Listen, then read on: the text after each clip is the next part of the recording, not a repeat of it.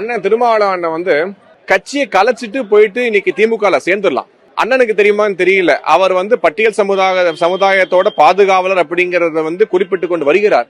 ஆனா இறந்ததுல 15 பேர் தலித் சமுதாயம் சேர்ந்த 15 பேர் இறந்திருக்காங்க. சோ அவர்களுக்கும் சேர்த்து இன்னைக்கு பாஜக குரல் கொடுத்து கொண்டு இருக்கிறது. 41 பேரோட உயிருக்கான விலையை வந்து நீங்க தீர்மானம் பண்ணி 10 லட்சம் நீங்க பிக்ஸ் பண்ண முடியாது. திமுக அரசாங்கம் 10 லட்சம் விலையை பிக்ஸ் பண்றாங்க உயிருக்கு. அதுக்கு பாஜக தயாராக இல்லை. ஒரு 8 பேர் கொண்ட குழு வந்து இன்னைக்கு ஆராய்ந்து இல்ல உண்மையை கண்டறியும் குழுவாக வந்திருக்கிறார்கள். இதுக்கு அந்த ரிப்போர்ட்டை வந்து சமர்ப்பிப்பாங்க. அதுக்கப்புறம் தலைமை இதுக்கான முடிவு எடுத்து அந்த அக்கௌண்டபிலிட்டி பிக்ஸ் பண்ணி யாரெல்லாம் இதுக்கு வந்து காரணமாக இருக்கிறார்களோ, அது லோக்கல் அட்மினிஸ்ட்ரேஷனா இருக்கலாம், ஆளுங்கட்சியா இருக்கலாம், இல்ல ஏற்பாட்டலா இருக்கலாம், யாரா இருந்தாலும் அவருக்கு தண்டனை வந்து கிடைக்க வேண்டும். சாதாரண விஷயம் கிடையாது. அப்படிதான் பார்க்கணும்.